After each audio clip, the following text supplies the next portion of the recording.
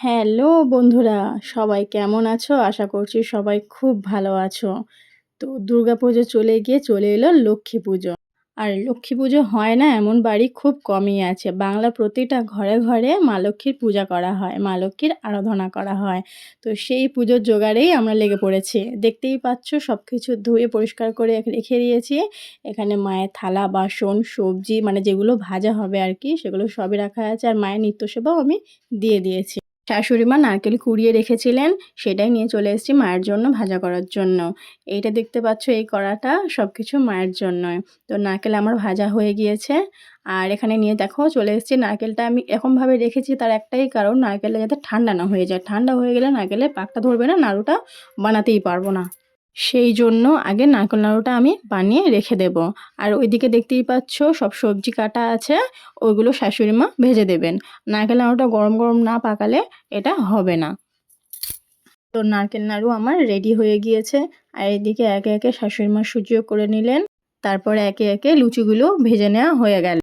দেখো লুচিগুলো কি সুন্দর ফুলে উঠছে, কত ভালো লাগে না লুচি যখন ফোলে, তখন আমার তো খুব ভালো লাগে। তোমাদের কেমন লাগে অবশ্যই জানিও। আর শাশুড়িমা এখানে কোনো ছাঁকনির ব্যবহার করেননি, খুন্তি দিয়েই সব রান্নাটা করে নেবেন।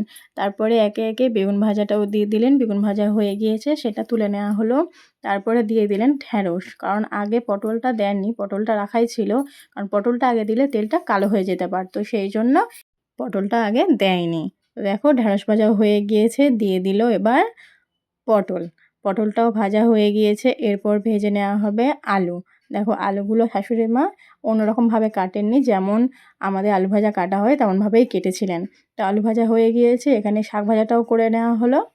মায়ের জন্য ভাজা টাজা সব কমপ্লিট হয়ে গিয়েছে, চলে এলাম আলপনা দেওয়ার জন্য। প্রথম লক্ষ্মী মায়ের কাছে আলপনা দিয়ে চলে এলাম তুলসী মঞ্চে। তুলসী মঞ্চে আলপনা দেওয়ার পর চলে গেলাম ঘরের দরজায়। সেখানে আলপনা দেওয়ার পর চলে গেলাম আর একটা ঘরের দরজায়। সেখানে আলপনা দেওয়ার পরে আর মেন গেটে আলপনা দেওয়াটা তোমাদের সঙ্গে শেয়ার করা হলো না, ওখানেও আলপনা দিয়েছিলাম। তো আলপনাগুলো তোমাদের কেমন লাগছে অবশ্যই আমাকে কমেন্ট করে জানিও। আমি আলপনা দিতে পারি না, তবু চেষ্টা করলাম। তারপরে সন্ধ্যা হতে শাড়ি টাড়ি পরে চলে এলাম মায়ের ফল কাটার জন্য। তো এখানে ফল টল কেটে সব রেডি করে নিয়েছি, সব গুছিয়ে নিয়েছি। শুধু মিষ্টিগুলো থালাতে দেওয়া হয়নি বলতে আমি ইচ্ছা করেই দিইনি, কারণ এখানে খুব পিঁপড়ে, তো সেই জন্য আমি ইচ্ছা করেই দিইনি। আর দেখতেই পাচ্ছ সব কিছু জোগাড় করা রয়েছে। ব্রাহ্মণ সময় দিয়েছে 7টার সময় আসবেন, সেই জন্য সব কিছু আগে থেকে গুছিয়ে রেখে দিয়েছি, যাতে ব্রাহ্মণ এলে তাড়াহুড়ো না করতে হয়। তো ব্রাহ্মণ যেমন টাইম দিয়েছিলেন, ব্রাহ্মণ চলে এসেছেন। দেখতেই পাচ্ছ আমি এখানে সেনিটা মেখে নিচ্ছি, আর আমার শাশুড়ি মা আমার হাতে হাতে গুছিয়ে দিচ্ছেন। কারণ আমি একা হাতে মাখালে একা হাতে এগুলো ঢালতে পারতাম না, সেই জন্য আমার শাশুড়ি মা আমাকে হেল্প করে দিচ্ছেন। আর আমার শাশুড়ি মা আর আমি দুজন মিলে সেই সকাল থেকে এই পর্যন্ত পুজোর সমস্ত কাজকর্ম করেছি। ব্রাহ্মণ পুজোয় বসে গিয়েছিলেন, সেই জন্য সিন্নিটা ভেবেছিলাম একটু ভালো করে সাজাবো, কিন্তু সেটাও পারলাম না, কারণ এখানে পুজো শুরু হয়ে গিয়েছিল।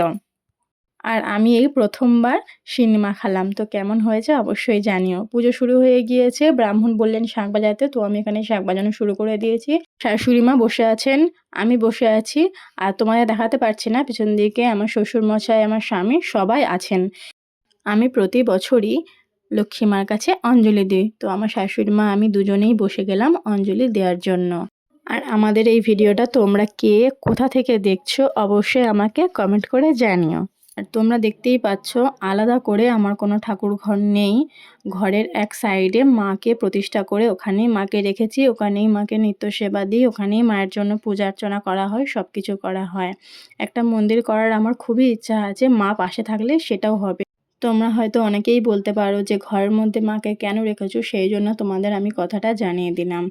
আর আমার পুজো জোগাড়ের মধ্যে যদি তোমাদের কোথাও বেঠিক লেগে থাকে বা ভুল লেগে থাকে অবশ্যই সেটাও আমাকে জানাতে পারো, কোনো অসুবিধা নেই। আমার বাড়িতে কোনো অনুষ্ঠান হলে বা কোনো পূজা অর্চনা হলে আমার মন থেকে সত্যিই খুব ভালো লাগে, তো সেটাই তোমাদের সঙ্গে শেয়ার করলাম আমার ভালো লাগার কিছু কিছু মুহূর্ত। আমার এই পুজোর মুহূর্তগুলো তোমাদের কেমন লাগলো অবশ্যই কিন্তু আমাকে জানিয়ে দিও। আর এখানে ব্রাহ্মণ আরতি করে নিলেন, সেই আরতি আমি সবাইকে দিচ্ছিলাম। এখানে আমার শাশুড়ি মা আরতি নিয়ে নিলেন, আমার মা শাশুড়ি মা আরতি নিয়ে নিলেন, এখানে আমার শ্বশুর মশাই আরতি নিয়ে নিলেন। চলে এলাম হাজব্যান্ডের কাছে। হাজব্যান্ড নিজে আরতি নিয়ে সেই আরতি আমাকেও দিয়ে দিলেন, কারণ পঞ্চপ্রদীপটা ধরে থাকার কারণে সেই আরতিটা আমি নিতে পারছিলাম, সেই জন্য। দেখছেন এখানে আমি কত খুশি, হাজব্যান্ড আমাকে আরতি দিয়েছে সেই জন্য। তো সবাইকে আরতি দেওয়ার পরে চলে এলাম মায়ের কাছে পাঁচালি পড়ার জন্য। তো পাঁচালি পরে আজকের মতো লক্ষ্মী পুজোর পর্ব আমাদের সমাপ্ত হলো। তো দেখো এখানে বাড়িটাকে কত সুন্দর করে সাজিয়েছেন আমার হাজব্যান্ড ও আমার শ্বশুরমশাই। আর দেখো মায়ের পূজা হয়ে গিয়েছে, মাকে এবার কত সুন্দর লাগছে দেখো।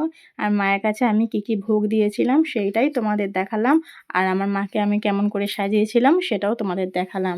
তো আমার এই পূজার ভিডিও তোমাদের কেমন লাগলো অবশ্যই কমেন্ট করে জানিও। আর ভিডিওটা ভালো লেগে থাকলে লাইক, কমেন্ট, শেয়ার করে আমার পাশে থেকো।